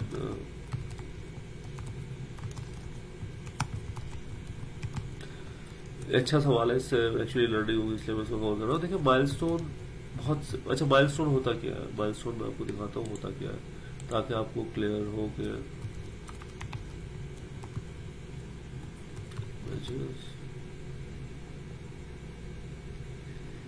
तो माइलस्टोन बेसिकली होता ही है कि अगर आप कभी कराची से हैदराबाद गए हो बाय रोड, या किसी भी जगह बाय रोड गए हो, तो उसके अंदर होता ही है कि आपके पास एक स्पेसिफिक जगह से दूसरी जगह जाने के अंदर वो बताता है कि भाई आपके पास 100 किलोमीटर रह गए, 1000 किलोमीटर रह गए, ठीक है। That is a milestone, right. Actually उसकी जो वर्ड भी लफ्जी माने जो है। अच्छा, माइलस्टोन अदरवाइज क्या होता है? फॉर एग्जांपल, अगर आप एक प्रोजेक्ट पे काम कर रहे हो, ठीक है, उस प्रोजेक्ट में एक माइलस्टोन, मतलब डिफरेंट तरह के माइलस्टोन होते हैं, लेकिन उस प्रोजेक्ट में आपका एक माइलस्टोन ये हो सकता है कि अगर मैं इसमें कहूँ कि अगर जैसे हम इसमें बहुत डिफरेंट तरीके की चीज़ें होती है, लेकिन इसमें हम किसी एक डेट को भी माइलस्टोन कर सकते हैं, लाइक 3 वीक्स पर हमने एक माइलस्टोन सेट कर दिया, ठीक है ना। तो बेसिकली या माइलस्टोन अगर मैं प्रोजेक्ट की मिसाल लूँ तो हमारे पास जैसे साइन अप एक फॉर्म है, साइन इन एक फॉर्म है, ठीक है, और हमारा फेसबुक साइन इन एक फॉर्म है। ये हमें 3 फॉर्म्स बनाने हैं एक साथ, ठीक है ना। तो इन तीनों को मिलाकर हम एक माइलस्टोन 1 बना सकते हैं कि भाई हमारे पास जो है ना रजिस्ट्रेशन का माइलस्टोन हमारा अचीव हो गया इन तीनों को मिलाकर। तो माइलस्टोन सिर्फ एक जगह होती है, हम बताते हैं हम यहाँ तक रीच कर गए। On the other hand deliverable एक टेंजिबल चीज होती है। तो साइनअप का अगर जो फॉर्म है वो आपका एक डिलीवरेबल है कि वो यूज हो सकता है और वो आप उसको इस्तेमाल कर सकते हो। On the other hand registration कोई डिलीवरेबल नहीं है, वो एक जगह है जहाँ तक आपने रीच कर लिया, आपने बोला भाई हम यहाँ तक इसको आपने रीच कर लिया। अच्छा, I'm coming to दोबारा यहाँ पर, और हमारे पास हमने बात कर ली एजाइल मैनिफेस्टो, या जो हमने वैल्यूज की बात की वो आपकी गाइडिंग प्रिंसिपल होगा जिसकी बेसिस पर आप आगे जिंदगी को बढ़ाएंगे। अच्छा, एजाइल की वैल्यूज तो वो हो गई, एजाइल के प्रिंसिपल्स 12 प्रिंसिपल्स हैं जिसको हम फॉलो करते हैं। अच्छा, ये आप देखोगे तो ये बड़े वर्डी लग रहे हैं, तो हमने किया ये है कि 12 के 12 प्रिंसिपल्स को शॉर्ट फॉर्म में ले आए हैं, और इसमें बहुत सारे प्रिंसिपल्स ऐसे हैं जो ऑलरेडी आप पढ़ चुके हो, ठीक है, ऑलरेडी हम डिस्कस भी कर चुके हैं, इस सेशन के अंदर भी डिस्कस कर चुके हैं। तो जो चीज़ हम कर चुके हैं उस पर हम ज़्यादा टाइम नहीं लगाएंगे, लेकिन जो चीज़ें नहीं है उस पर हम डेफिनेटली डिस्कशन करेंगे। तो मैंने उन 12 प्रिंसिपल्स को शॉर्ट फॉर्म में यहाँ पर ले लिया, ठीक है, ताकि आपको आइडिया हो कि हम बेसिकली क्या बात कर रहे हैं। सबसे पहले जो चीज़ है वो है प्रोड्यूस वैल्यू अर्ली, राइट। अगर हम देखेंगे प्रोड्यूस वैल्यू अर्ली, इसमें 2 से 3 ऐसी चीज़ें हैं जिसमें हम बात करेंगे। अच्छा, आपके पास एजाइल के अंदर एक चीज़ होती है जिसको हम कहते हैं वैल्यू डिलीवरी। अच्छा, आपके पास, और जो नॉर्मली प्रोजेक्ट मैनेजमेंट में भी ये देखा जाता है कि जो प्रोजेक्ट के अंदर चीज़ें पकड़ी जाती है वो एक इस तरह से ली जाती है कि जो सबसे valuable feature of your product है उसको सबसे पहले आप करते हो, ठीक है। इसके अगर प्री रिक्विजिट्स है, मतलब उनको करना ज़रूरी है इस फीचर से पहले, तो वो तो ज़ाहिर हमें करना है, लेकिन आपको देखना ये है कि what is the most valuable feature जो इस वक्त आपके पास पेंडिंग है और आप स्टार्ट वहीं से करते हो। प्रोड्यूस वैल्यू अर्ली से बुलाती है, अगेन वही सेम ही चीज़ है कि हमने सिंपली करना ही है कि वो फीचर्स बिल्ड करना है जो वैल्यूएबल फीचर है और उसको पहले उठाना जो वैल्यूएबल फीचर है। वेलकम चेंज ऑलरेडी हम कई बार डिस्कस कर चुके हैं, आइटरेटिव डिलीवरी हम कई बार डिस्कस कर चुके हैं, डेली बिजनेस कोलैबोरेशन और कोलैबोरेशन हमने ऑलरेडी ये डिस्कस किया हुआ है। लेकिन ये एक्चुअली जो इनिशियल वाटरफॉल में हमारे पास क्या होता है कि आप कस्टमर से या तो स्टार्ट में मिलते हैं या एंड में मिलते हैं, ठीक है। जबकि आपके पास एजाइल ये करता है कि आपको जो है ना डेली, या इसको अगर हम बोलते हैं वो फ्रीक्वेंट कस्टमर डिस्कशन, ठीक है, या कम्युनिकेशन। तो यहाँ पर आ गया, ठीक है। Trust and motivated team already हम डिस्कस कर चुके हैं। फेस टू फेस कन्वर्सेशन, ठीक है। कोविड के बाद जिंदगी चेंज हो गई, लेकिन फिर भी हमारे पास जूम और गो टू मीटिंग और बहुत सारे और एवेन्यूज अवेलेबल है। तो इंस्टेंट जैसे हमारे पास एक चीज होती है जिसको हम कहते हैं ईमेल वॉर। अगर पता नहीं आप ऑर्गेनाइजेशन में आपने देखी हो नहीं देखी हो, एक ईमेल जाती है, उसके अगेंस्ट में एक और ईमेल आती है, फिर एक ब्लेम गेम चल रहा होता है, ठीक है ना, फायरिंग चल रही होती है, ठीक है, वो कहलाती है ईमेल वॉर।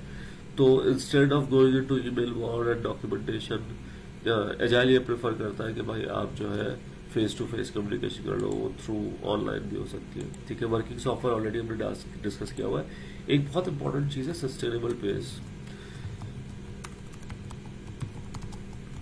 ये प्रिंसिपल का पार्ट है, ठीक है।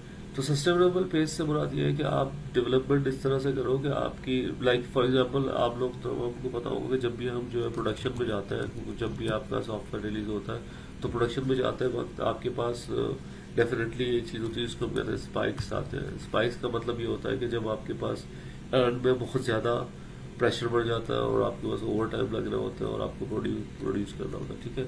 तो वन ऑफ तो वो चीज समझ में आती है, लेकिन आप इतना अग्रेसिव ना हो कि भाई आपकी टीम, डेवलपमेंट टीम जो है उसको सर्वाइव ना कर सके। तो सस्टेनेबल पेस ये होता है कि आप पेस एक प्रॉपर रखें। टेक्निकल एक्सेलेंस एक और चीज है। टेक्निकल एक्सेलेंस का मतलब ये है कि जो आपकी डेवलपमेंट टीम है वो शुरू से ही जो कोड लिखेगी, उसकी फैक्टराइजेशन है, कमेंटिंग है, वो सारी की सारी चीजें बहुत तरीके से करेंगी। फिर सिंप्लिसिटी, ठीक है। सिंप्लिसिटी बेसिकली क्या है कि जैसे कोड के अंदर फंक्शंस लिखते हैं और उसके अंदर जो फैक्टराइजेशन होती है वो आपकी सिंप्लिसिटी का पार्ट होती है, ठीक है। और मतलब जैसे बहुत सारे इसके अंदर एक्शन ऐसे है, जैसे आपके बैकलॉग है, ठीक है, और बर्न डाउन चार्ट्स है, ये सिंपल मैट्रिक्स है जिसको हम यूज करते हैं, ठीक है। सेल्फ ऑर्गेनाइजिंग हम ऑलरेडी डिस्कस कर चुके हैं। रिफ्लेक्ट एंड एडजस्ट, अच्छा ये एक इम्पोर्टेंट टॉपिक है जिसको हमने इतना ज्यादा डिस्कस नहीं किया। और एक चीज बहुत रिट्रोस्पेक्टिव मीटिंग्स एक चीज होती है। अच्छा बेसिकली होता ये है कि आपके पास जो कन्वेंशनल वाटरफॉल की अगर हम बात करें, वाटरफॉल के अंदर हमारे पास एक टर्म यूज होती है जो कहलाती है lesson learn. Lesson learn basically हर प्रोजेक्ट के एंड में किया जाता है और उसमें समझा जाता है कि भाई हमने इश्यूज कहाँ है, एरर्स कहाँ थे, कहाँ हम इम्प्रूवमेंट कर सकते हैं, ठीक है। लेकिन ये सिर्फ आता है प्रोजेक्ट के एंड में, जबकि एजाइल के अंदर आपके पास क्योंकि ये बिल्ट इन टू इट है, तो आपके पास रेट्रो की मीटिंग जो है आपके हर स्प्रिंट के साथ हो रही होती है। तो आप ये जो इश्यूज, एरर्स, इम्प्रूवमेंट है वो हर एक स्प्रिंट के साथ ही देख रहे होते हो कि भाई पिछले स्प्रिंट में क्या मसला है और हम इम्प्रूवमेंट क्या कर सकते हैं। तो ये बस 12 प्रिंसिपल्स हो गए। तो हमने आज के सेशन के अंदर अब तक जो चीजें देखी, पिछला रिव्यू किया, हमने ये देखा कि एजाइल की वैल्यूज क्या होती है और एजाइल के प्रिंसिपल्स की हमने बात कर ली। तो एक अच्छी हमारे पास प्रोग्रेस है। अच्छा हम जो है ये सारी चीजें मतलब अगर मोटी मोटी हम बात करें तो हमारे पास ये 4 चीजें, कंटिन्यूस इंप्रूवमेंट जो हम ऑलरेडी बात कर चुके हैं, focus on the value chain. अच्छा वैल्यू चेन क्या होती है, आपके पास एक चीज यूज होती है और हम आगे बात भी करेंगे। एजाइल के अंदर पुश वर्सेस पुल का कॉन्सेप्ट होता है और एजाइल जो है प्रेफर करता है पुल मेथोडोलॉजी, ठीक है। इसमें होता यह है कि आपके पास टास्क पड़े हुए हैं जिसके अंदर कान बन बोर्ड और चीजें, और यूजर खुद अपने जहन से समझते हुए जो सबसे मोस्ट वैल्यूएबल टास्क है उसको उठाएगा और उसको करना शुरू कर देगा, ठीक है, दैट इज कॉल्ड पुल। तो अगर आप यहाँ पर देखेंगे तो फोकस ऑन वैल्यू चेन, आपकी पूरी टीम फोकस कर रही होती है वैल्यू चेन के ऊपर, ठीक है। बिजनेस वैल्यू एम्फसाइज हमने ऑलरेडी बात की कि भाई आप जो डिलीवर कर रहे हो वो इम्पोर्टेंट होता है, और इंक्रीमेंटल डिलीवरी की हमने बात कर ली। मैं थोड़ा सा आगे बढ़ूंगा और यहाँ पर मेरे पास एक सवाल आया है।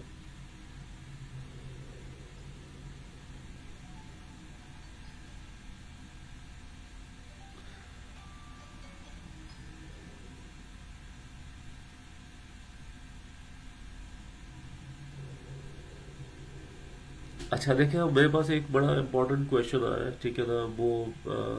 वो क्वेश्चन सिंपली ये है कि अगर आपके पास there are multiple stakeholders and requirements keep on coming, how to manage in agile. तो देखिए बेसिकली मैंने ऑलरेडी बात की आपके साथ कि एक चीज होती है, और जो हम आगे भी एक मैं कोई एग्जांपल भी लिखा हुआ, एक चीज होती है जिसको हम कहते हैं प्रोडक्ट रोड मैप, ठीक है। अच्छा, प्रोडक्ट रोड मैप जो होता है वो ये होता है, इसके अंदर आपके पास रिलीज की प्लानिंग होती है, ठीक है, और रिलीज के अंदर आपके पास स्प्रिंट्स होते हैं। तो होता क्या है कि आपके प्रोडक्ट रोड मैप पे मिसाल के तौर पे जो इन्होंने एग्जांपल कोड की वो इंटरनेट बैंकिंग की एग्जांपल कोड की, तो आपके पास एक इंटरनेट बैंकिंग की एप्लीकेशन बन रही है। तो देखिए आपके पास प्रोडक्ट रोड मैप होगा जिसमें आप बात करोगे कि भाई जो मेरा रिलीज 1 है इंटरनेट बैंकिंग का, वो बहुत समझो बेसिक है, जिसमें सिर्फ कस्टमर अपना साइन अप करेगा, साइन इन करेगा, और कस्टमर जो है ब्रांचेस देख सकता है कि कहाँ कहाँ ब्रांचेस अवेलेबल है। ये मेरे रिलीज 1 में मैं दूंगा, this is written in product roadmap, ठीक है, और रिलीज प्लानिंग के अंदर। फिर हमारे पास जो रिलीज 2 आएगा, तो अब क्योंकि देखिए एक मेजर फीचर आपके पास प्रोडक्ट रोड मैप में मौजूद है, तो आप रिलीज 1 में इससे बियॉन्ड नहीं जाते हो, आप जो भी इम्प्रूवमेंट जरूर लेते हो, चेंज भी लेते हो। लाइक साइन अप में और साइन इन के अंदर, साइन इन के अंदर मिसाल के तौर पर आपका स्टेक होल्डर कहता है कि फॉरगेट पासवर्ड नहीं है इसके अंदर, जो कि आप भी समझते हो कि बहुत इंपॉर्टेंट फीचर है, तो फिर आपको उसको लेना चाहिए एज पर चार्ज, ठीक है। और अगर इसी तरह से आप साइन इन में आते हो और अगर आपका क्लाइंट कहता है कि भाई इसमें जो है मुझे गूगल साइन इन भी चाहिए, लेकिन अगर आप समझते हो कि भाई गूगल साइन इन इतना इंपॉर्टेंट नहीं है, आपके मेजोरिटी कस्टमर्स नहीं यूज करते हैं, तो आप उसको स्किप भी कर सकते हो। तो ये आप क्योंकि ये सेल्फ ऑर्गेनाइजिंग टीम होती है और आपस में डिसाइड कर रही होती है, तो ये बिल्कुल हो सकता है। तो ये अपने पास पहला सवाल था। एक और सवाल भी था, sir kindly in last define about जीरा टूल एंड ऑल्सो फॉरगेट। देखिए हमारे पास टूल्स बहुत सारे हैं, और हमने जो इस स्पेसिफिक ट्रेनिंग को लिया हुआ है वो लिया हुआ है एसीपी और पीएमआई को फोकस में रखते हुए। मेरे पास 2 रिक्वायरमेंट आई, जीरा एंड गेट, और इसके अलावा हमारे पास आजकल जो हम अपने पास यूज करते हैं, हम जीरा यूज करते हैं और हम यूज करते हैं अजूर डेवऑप्स। तो अगर आपको टूल की ट्रेनिंग लेनी है तो टूल बेसिकली ट्रेनिंग इसके अंदर नहीं है, आप लोग सैलानी के मैनेजमेंट से डिस्कस कर सकते हो, हम एक short session about tools definitely कर सकते हैं, लेकिन इस ट्रेनिंग के अंदर हमारा फोकस बेसिकली एजाइल के कोर के ऊपर है, ठीक है ना। अच्छा, अब यहाँ पर बहुत क्विकली मैं आपको बताऊंगा एजाइल क्या नहीं है। अब तक हमने ये देखा ना क्या है, अब बहुत क्विकली हम देखें क्या नहीं है। Big design and requirement gathering up front. Agile में कभी भी सारी रिक्वायरमेंट शुरू में नहीं गैदर होती है, ठीक है, वो हमेशा आपके स्प्रिंट बाय स्प्रिंट होती है। प्रोडक्ट रोड मैप जरूर होता है, ये जरूर पता होता है कि फीचर क्या डाले, लेकिन उसकी जो बिल्कुल ग्रेन्युलर लेवल की रिक्वायरमेंट गैदरिंग बाद में होती है। प्रिडिक्शंस ऑन प्रोजेक्ट कंप्लीशन आपके पास एजाइल, क्योंकि हमने ऑलरेडी जैसे इंटरनेट बैंकिंग की मिसाल ली, क्योंकि आपके स्टेक होल्डर ज्यादा होते हैं और आप हर एक के साथ एक्सेप्टेंस ले रहे हो, तो उसमें आपके पास शुरू से प्रोडिक्शन नहीं होती, ठीक है। डेथ मार्च से मुराद ये है कि आपके पास जो है आपके जो प्रोजेक्ट्स होते हैं वो स्प्रिंट्स के अंदर डिवाइड होते हैं, डिलीवरेबल आप स्प्रिंट्स में दे रहे होते हो, पेमेंट भी आप उसी हिसाब से ले रहे होते हो, ठीक है। अच्छा, फिर हमारे पास यहाँ पर टूल्स नहीं यूज होते हैं बिहेवियर को फोर्स करने के लिए, हम टीम पे ट्रस्ट करते हैं, इंडिविजुअल पे फोकस ज्यादा होगा। टॉप डाउन मैनेजमेंट नहीं होती एजाइल के अंदर, हमने बात की टीम होती है, और जो लीडर भी होता है वो भी सर्वेंट लीडर होता है, ठीक है। हैवी डॉक्यूमेंटेशन, इसमें डॉक्यूमेंटेशन को कम से कम रखा जाता है और फोकस हमारे पास सॉफ्टवेयर पे किया जाता है। तो अल्हम्दुलिल्लाह हमने जो है एक बहुत बड़ा main section agile principles and values का कर लिया। हम सेक्शन 2 पर आ रहे हैं जो कि एजाइल मेथोडोलॉजीज पर है, और ये बहुत इम्पोर्टेंट सेक्शन है। तो हम इसको लेकर के चलते हैं। और मेरे ख्याल से हमारे पास जो थर्ड चैप्टर आज जो थर्ड सेक्शन था जो कि एजाइल टर्मिनोलॉजीज था, वो शायद आज करना मुश्किल इसलिए हो जाएगा कि इन्फॉर्मेशन ओवरलोड हो जाएगा। तो मैं देखता हूँ कि मैथोडोलॉजीज के बाद हम कहाँ तक पहुँचते हैं। अच्छा, मैथोडोलॉजीज के अंदर हम जो बात कर रहे हैं, तो एजाइल इटसेल्फ एक प्रिंसिपल है, एक तरीका, मतलब आप जिसको वर्क करते हो जिस तरह से, एजाइल वो चीज़ है। और मैथोडोलॉजीज के अंदर आपके पास सिंपली क्या है कि आप करते ये हो कि आप उसको अप्लाई किस तरह, उस तरीके को अप्लाई किस तरह से करोगे। ठीक है, तो वो हम ज़रा देखते हैं कि किस तरह से हमारे पास क्या क्या चीज़ हो सकती है। ठीक है ना। तो जो मैथोडोलॉजीज की हम बात करते हैं, मैथोडोलॉजीज के अंदर हमारे पास कुछ बेसिक है तो मैथोडोलॉजीज है। सबसे पहली जो मैथोडोलॉजी है जिसको हम सबसे ज़्यादा डिटेल में डिस्कस करेंगे वो है स्क्रम। दूसरी हमारे पास जो मैथोडोलॉजी है वो है extreme programming, crystal, dynamic, DSDM, और बहुत सारी मैथोडोलॉजीज अवेलेबल है। इसके अलावा आरयूपी और भी अवेलेबल है, लेकिन हम मेजर डिस्कस करेंगे लीन जर्मन, स्क्रम और एक्सट्रीम प्रोग्रामिंग को इसके अंदर। तो एजाइल के अंदर जो हमारे पास थोड़ी देर पहले सवाल आया था कि एजाइल को इम्प्लीमेंट कैसे करेंगे, इन टास्क को सारा वो करेंगे किस तरह से। तो ये सारे जो मेथड है, ये वो मेथड्स है जिसके थ्रू आप इनको परफॉर्म करोगे, इम्प्लीमेंट करोगे। ठीक है, तो हम स्टार्ट करते हैं स्क्रम से। और स्क्रम एक बहुत ही पॉपुलर एजाइल की मेथोडोलॉजी है, और ये बेसिकली सॉफ्टवेयर के more than 50% of software projects के अंदर नॉर्मली स्क्रम यूज होता है। ठीक है, स्क्रम का बेस्ट पार्ट अगर आप देखोगे वो ये है कि ये बहुत सिंपल है। ठीक है, सिंपल टू इम्प्लीमेंट है। ठीक है, और लेकिन आपको उसको, अगर आपने एजाइल प्रिंसिपल्स को अच्छी तरह से समझा हुआ है, ठीक है, तो इतना कोई इसके अंदर मुश्किल नहीं होता। ठीक है, अभी हम इसके अंदर देखेंगे किस तरह से इसमें काम हम कर सकते हैं। स्क्रम का जो एम्फेसिस होता है वो छोटी टीम्स के अंदर होता है और टीम एम्पावरमेंट के अंदर जाता है। ठीक है, अब 3 चीज़ें यहाँ पर लिखी हुई है। स्क्रम के अंदर क्या है हमारे पास, लाइट वेट है, सिंपल टू अंडरस्टैंड है, डिफिकल्ट टू मास्टर है। ठीक है, लाइट वेट से बुरा दिया है कि इसके अंदर जो आपके पास, अगर आप अभी भी देखेंगे तो अगर हम जब सिर्फ इंट्रोडक्शन ही ले रहे होंगे इसी के अंदर आपको स्क्रम की समझ आ जाएगी कि स्क्रम क्या है। ठीक है ना। और सिंपल टू अंडरस्टैंड है क्योंकि इसमें चीज़ें लिमिटेड है, फोकस्ड है, तो मतलब अंडरस्टैंडिंग इसकी सिंपल है। मास्टरिंग डिफिकल्ट इसलिए है कि जैसे मैंने आपको टर्मिनोलॉजी और चीज़ें बताई, तो वो उस पर बात करेंगे जो रियल वर्ल्ड केसेस के अंदर किस तरह से हम उसको डिफिकल्ट टू मास्टर है। ठीक है ना। अच्छा, अब scrum as a process framework. ठीक है ना, और इसके अंदर हमारे पास क्या क्या चीज़ें हैं, मेन चीज़ें क्या क्या है, एक रोल्स है, इवेंट्स है, आर्टिफैक्ट्स है और रोल्स है। ठीक है ना, तो हम एक एक चीज़ करके पहले देख लेते हैं कौन कौन सी चीज़ का मतलब क्या क्या है। सबसे पहली चीज़ है हमारे पास रोल्स है, इवेंट्स है और आर्टिफैक्ट्स है। ठीक है, रोल्स, इवेंट्स, आर्टिफैक्ट्स। अच्छा, रोल से बड़ा ये है कि आपके पास जैसे आपकी जो डेवलपमेंट टीम है वो एक रोल है, आपके पास स्क्रम मास्टर एक रोल है। ठीक है, इसी तरह से आपके पास इवेंट्स के अंदर जैसे स्प्रिंट आपके पास एक इवेंट है, डेली स्टैंड अप, या जिसको हम डेली स्क्रम भी कहते हैं, ये आपके इवेंट्स हैं। आर्टिफैक्ट्स, आपका जो प्रोडक्ट बैकलॉग है वो आपका एक आर्टिफैक्ट है। तो रोल्स मतलब हम बात कर रहे हैं ह्यूमंस की, बंदों की। ठीक है, इवेंट्स तो आपकी जो रिचुअल्स जो आप परफॉर्म करते हो, ठीक है, उसकी बात करें। आर्टिफैक्ट्स का मतलब ये है कि जो टूल्स या रिपोर्ट्स हम यूज करते हैं वो आर्टिफैक्ट्स है बेसिकली। ठीक है, तो एक्चुअली स्क्रम के अंदर हमारे पास रोल्स, इवेंट्स और आर्टिफैक्ट्स हैं। रूल्स तो सिंपल, जिस तरह से हमने एजाइल के रूल्स देखे उस तरह से इसके भी रूल्स हैं जिसको हम लेते हुए आगे बढ़ेंगे कि किस तरह से। ठीक है ना। अच्छा, स्क्रम के अंदर हमारे पास एक चीज कहलाती है जिसको हम कहते हैं 3 पिलर्स। ठीक है, सबसे पहला पिलर है ट्रांसपेरेंसी, दूसरा इंस्पेक्शन, तीसरा एडॉप्शन। ट्रांसपेरेंसी से क्या मतलब है, ट्रांसपेरेंसी से मुराद ये है ट्रांसपेरेंसी से क्या बुरा? ट्रांसपेरेंसी से बुरा ये है कि जो आपकी टीम होगी, टीम के पास पूरी विजिबिलिटी होगी हर चीज़ की कि भाई आपका प्रोजेक्ट कहाँ तक पहुंचा, प्रोजेक्ट में चीज़ें क्या क्या है। फोकस टीम होगी और टीम को पता होगा कि हम कहाँ जा रहे हैं, मतलब उसमें कोई चीज़ छुपी भी नहीं होगी। वो ट्रांसपेरेंसी कहलाती है। इंस्पेक्शन, इंस्पेक्शन हमारा दूसरा पिलर है। इंस्पेक्शन का मतलब यह है कि टीम का अपनी ड्यूटी है कि वो उसकी जो क्वालिटी एश्योरेंस है वो प्रॉपर करें और जो डिलीवरी उसकी प्रॉपर करें, ठीक है। थर्ड चीज़ है अडॉप्शन।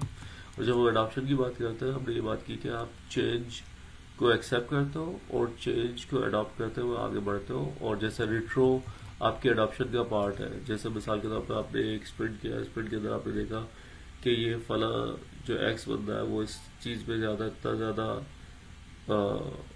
एक्सपर्ट नहीं है, तो हम उसको ये वाई चीज़ दे देंगे, तो ये आपकी रिट्रो या अडॉप्शन का पार्ट है, ठीक है।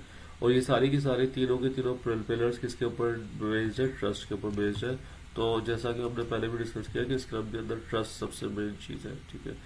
तब एक और थियोरेटिकल चीज़ देखेंगे, उसके बाद प्रैक्टिकली स्क्रम को देखेंगे, स्क्रम प्रैक्टिकली किस तरह से वर्क करता है। तो हम पहले एक थियोरेटिकल चीज़ देखते हैं, ठीक है ना। स्क्रम के अंदर हमारे पास जो स्क्रम की वैल्यूज़ है वो है करेज, फोकस, कमिटमेंट, रिस्पेक्ट और ओपननेस, ठीक है। करेज का मतलब ये है कि हिम्मत।